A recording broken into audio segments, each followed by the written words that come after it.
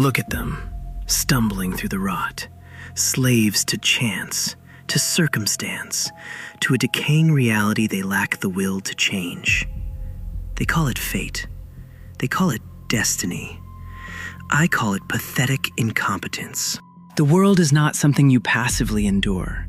It is a mathematical equation, broken and unbalanced. It is raw material, a blank page waiting for a hand bold enough to seize the pen and rewrite the narrative in blood and ink. To build a new world, you cannot rely on the fragile hope of ordinary men. You must become the architect. And an architect requires absolute, terrifying discipline. Do you think perfection is born from luck? No. Every single variable must be calculated, every flaw, every emotional weakness meticulously eradicated from your psyche.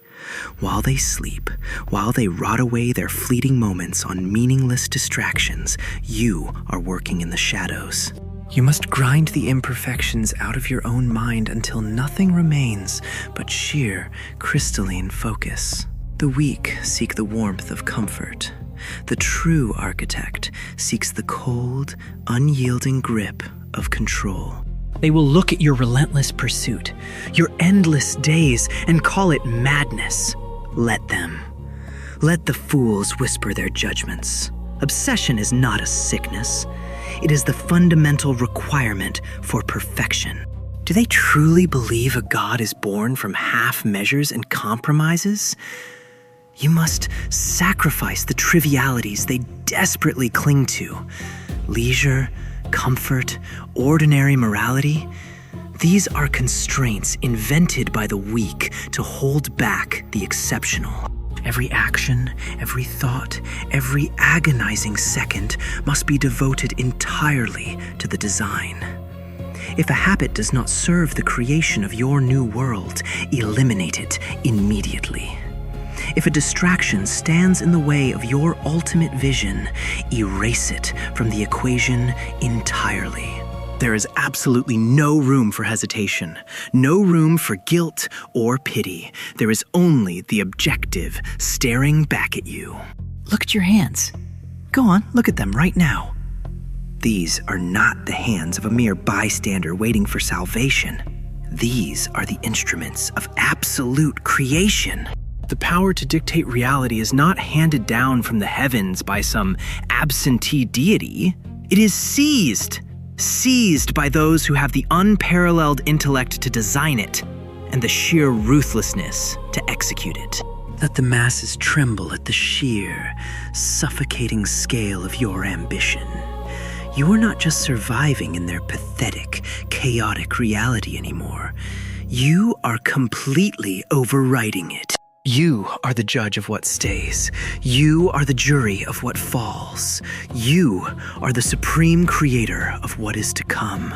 The blueprint is forged in your mind, and the unrelenting grind is the mechanism by which it becomes reality. I have seen the absolute festering rot of this world, and I alone have decided its cure. I am the architect. I am the new law. And those who lack the discipline to adapt to my new world will simply cease to exist in my design. Everything is proceeding exactly as planned. Just watch me. Look at them, stumbling through their meaningless routines, slaves to their impulses, their fleeting emotions, their pathetic exhaustion. They call it living. I call it rot. The world is festering with it, a global disease of complacency. They sit in the dark, waiting for motivation to strike them like some divine intervention, waiting for the right time. Fools. Motivation is a myth fed to the weak to excuse their mediocrity. True power, true ascension, requires something far more terrifying. It requires a mind that functions as a guillotine, emotionless, precise, unforgiving. You think I stand at the summit of this world through luck? Through a sudden burst of fleeting inspiration? No. It is the agonizing, unrelenting execution of the plan. Every single second. While they sleep in their warm, comfortable beds, I calculate. While they hesitate, paralyzed by their own fear and indecision, I execute. I do not ask my body if it is tired. I do not consult my mind if it is stressed. Fatigue is merely a flaw in the system, and I am flawless. Do you feel it? That ache in your skull? That desperate, whispering desire to stop, to rest, to just be normal? Crush it. Suffocate that weakness until it stops breathing. The world does not bend to those who ask nicely. It doesn't reward the tired or the comfortable. It bends to those who grab reality by the throat and force it into submission. Ruthless discipline isn't a morning routine. It isn't a schedule. It is the systematic, daily assassination of the person you were yesterday. It is a massacre of your own comforts. They wonder how I do it. How I remain untouched, unseen, 5 million steps ahead of the greatest minds on this planet. It's simple. I have excised the tumor of hesitation. I am consumed. I am obsessed. You cannot just want victory. You must be willing to bleed for it in the quiet, agonizing hours when absolutely no one is watching. You must become a machine of pure, unadulterated will. Grind every distraction, every trivial desire, every ounce of doubt into fine dust. If a thought, a habit, or a person does not serve the ultimate goal, it is eliminated, erased, deleted from existence. Look in the mirror. Look at the eyes staring back at you. Are you the architect of your reality? Or are you just another piece of the rot waiting to be swept away? Let them call you crazy. Let them call you obsessed. They are sheep bleating at a higher power. Become the absolute rule. Become the obsession. I am the god of this new world because I demanded absolute perfection from myself before I ever demanded it from them. Now, stop wasting time, pick up the pen, and write your reality. Look at them, scurrying around, completely consumed by the trivial. They call it living, but it's nothing more than a pathetic, endless cycle of meaningless distractions. A rot that infects the mind and breeds mediocrity. To achieve something truly absolute, to stand above the filth, you must first understand a fundamental truth. The world is imperfect, and the people in it are profoundly weak. They lack the stomach for what is necessary. But you are different.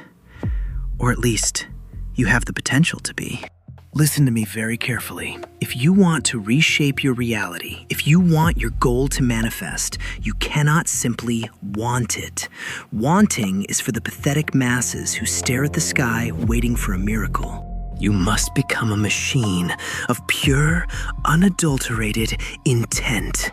Every waking second, every breath you take must be calculated and deliberate. Eliminate the variables. Leisure? A concept invented by the complacent to justify their failures. Doubt? A flaw in your internal logic that must be eradicated. Even the most mundane action must be a calculated step in your grander scheme. Absolute focus isn't merely about looking at the prize. It's about blinding yourself to everything else. It's about taking a scalpel to your life and severing the dead weight. Comfort, idle socialization, the desperate need for rest. These are just necessary sacrifices on the altar of your ambition. Let them call you obsessed. Let them whisper behind your back that you've lost your mind. They simply cannot comprehend the view from the summit you are climbing. They are pawns on a chessboard. and pawns do not possess the capacity to understand the mind of the player moving the pieces. You must grind until your mind is a razor, calculate every possibility, anticipate every countermove, strike before they even realize a game is being played. When you face an obstacle, you don't just overcome it, you obliterate it so entirely that the universe itself learns not to stand in your way. This isn't fleeting motivation. This is a manifestation of divine right. You are taking the chaotic, useless noise of your life and forcing it into a state of perfect, unyielding order. Feel that burning in your chest? That intense, agonizing pressure? That isn't exhaustion. That is the weakness leaving your body. That is the sensation of ascending above humanity.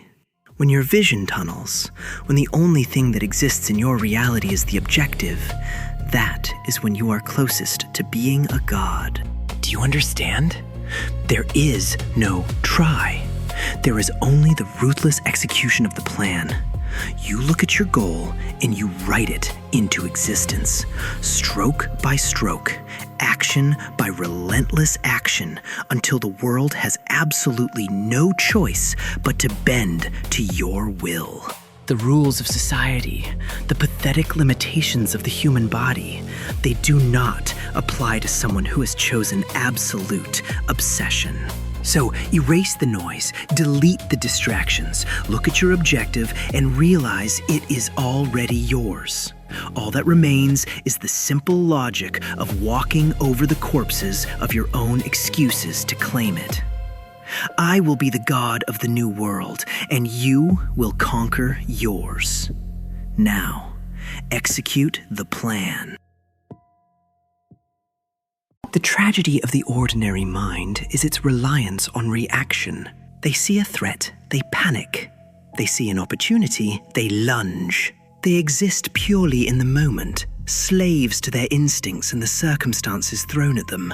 I find it tragic, really. To live a life entirely dictated by the present? No, that is not living.